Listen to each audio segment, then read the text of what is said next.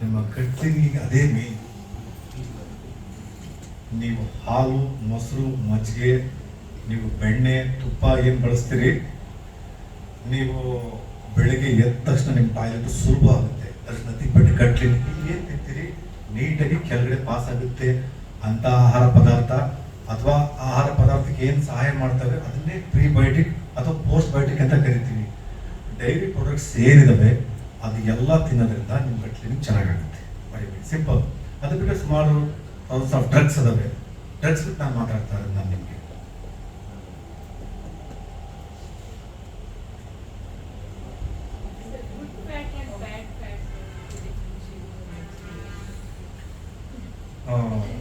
Good question madam. Actually ಬ್ಯಾಡ್ fat ಅಂದರೆ ಈಗ ನೀವೇನು ತಿಂತೀರಿ ಎಕ್ಸೆಸಿವ್ ಅಕ್ಯುಮುಲೇಷನ್ ಆಗಿ ಫ್ಯಾಟ್ ಏನು ಜನರೇಟ್ ಆಗುತ್ತೆ ಅದು ಫ್ಯಾಟ್. ಉದಾಹರಣೆಗೆ ಮಟನ್ ಅಥವಾ ಪೋರ್ಕ್ ಅಥವಾ ಬೀಫ್, ಇದೆಲ್ಲ ಬ್ಯಾಡ್ ಫ್ಯಾಟ್ಸ್ ಆ್ಯಕ್ಚುಲಿ. ಚಿಕನ್, ಫಿಶ್ ಅಥವಾ ವೆಜ್ಜಲ್ಲಿ ಪನ್ನೀರ್ ಅಥವಾ ಫ್ರೂಟ್ಸಲ್ಲಿ ಏನು ಸಿಗುತ್ತೆ ಅಥವಾ ವೆಜಿಟೇಬಲ್ಸ್ ಏನು ಸಿಗುತ್ತೆ, ಇವೆಲ್ಲ ಗುಡ್ ಫ್ಯಾಟ್ಸ್ ಮೇಡಮ್. ಯಾಕಂದರೆ ಅವು ಫ್ಯಾಟ್ ಆಗಿ ತುಂಬ ಕನ್ವರ್ಟ್ ಆಗಲ್ಲ ಬಾಡಿ ಒಳಗಡೆ. ಒಮೆಗಾ 3 ಫ್ಯಾಟಿ ಆಸಿಡ್ ಯಾವುದು ಕಂಟೆಂಟ್ ಇದೆ all are good fats. Omega 3 fatty acid ಅದು ಬಿಟ್ಟು ಬೇರೆ ಏನಿದಾವೆ ಎಲ್ಲ ಬ್ಯಾಡ್ ಫ್ಯಾಟ್ ಅಂತ ಕರೀತಾರೆ.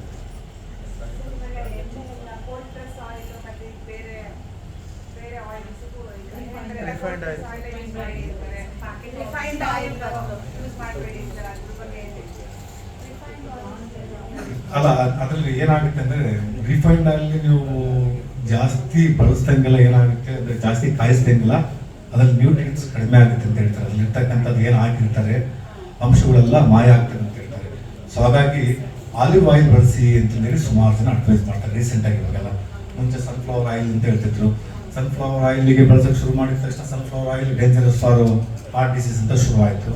ಸೊ ಈಗ ರೀಸೆಂಟ್ ಟ್ರೆಂಡ್ ಏನಪ್ಪ ಅಂತ ಅಂದರೆ ಲೋ ಸ್ಯಾಚುರೇಟೆಡ್ ಫ್ಯಾಟಿ ಆಸಿಡ್ಸ್ ಇರ್ತಕ್ಕಂಥ ಅಂದರೆ ಒಮೆಗಾ 3 ಫ್ಯಾಟಿ ಆಸಿಡ್ ಇವೆಲ್ಲ ಆಲಿವ್ ಆಯಿಲ್ ಕಡಿಮೆ ಇರುತ್ತೆ. ಹಾಗಾಗಿ ಆಲಿವ್ ಆಯಿಲ್ ಬಳಸಿ ಅಂತ ಹೇಳ್ತಾರೆ.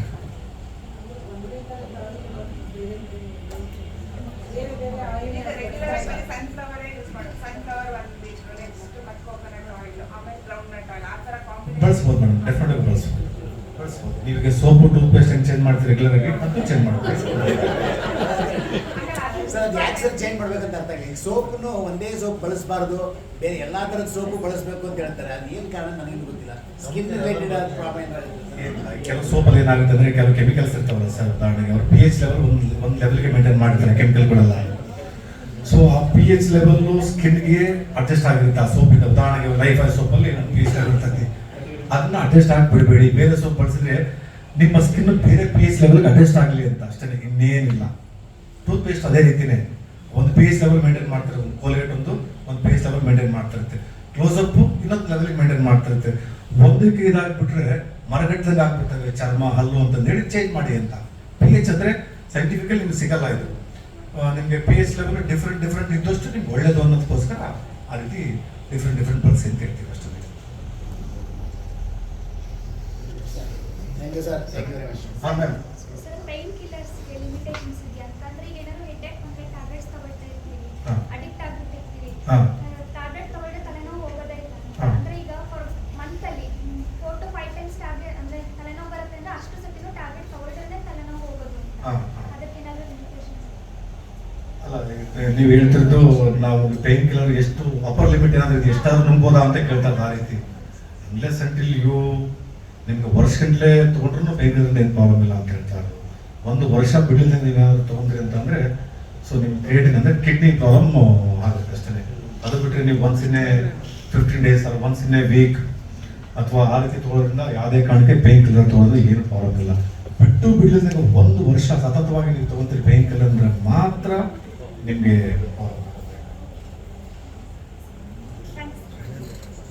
Sir, insulin resistance versus diabetes ಏನು?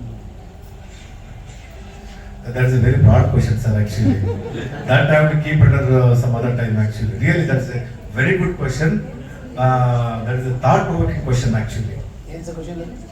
Insulin resistance versus diabetes. ಅದು ಸಪ್ರೇಟ್ ದಿನ ಇಟ್ಕೋಬೇಕು ಸರ್ ನಾನು definite that's very good question sir actually. ಅದು ಒಂದು ಎರಡು ಪದದಲ್ಲಿ ಯಾಕಂದ್ರೆ ನಾವು ಇನ್ಸುಲಿನ್ ಏನು ಅಂತ ಮತ್ತೆ ಶುರು ಮಾಡ್ತಾ ಬರಬೇಕು. How to start from the scratch actually. Insulin type ಹೇಗಿದ್ದಾವೆ, ಟೈಪ್ 2 ಟೈಪ್ 1 ಅದು ಎಕ್ಸ್ಪ್ಲೇನ್ ಮಾಡ್ತಾ ಬಂದಾಗೆಲ್ಲ ನಿಮ್ಗೆ ಗೊತ್ತಾಗುತ್ತೆ ಸರ್. ಡೆಫಿನೆಟ್ಲಿ ಸಂವಾದದಲ್ಲಿ ಅಲ್ಲಿ ಕೀಪ್ ಇಟ್ ಸರ್. ಒಂದೊಂದ್ಸರಿ ಬಂದಾಗ ಯಾವಾಗಾದರೂ ಇನ್ಸುಲಿನ್ ರೆಸಿಸ್ಟೆನ್ಸ್ ಬಗ್ಗೆ ಮಾತಾಡ್ತೀನಿ ಸರ್. ಸರ್, ನಿಮ್ಮ ಕ್ವಶನ್ಸ್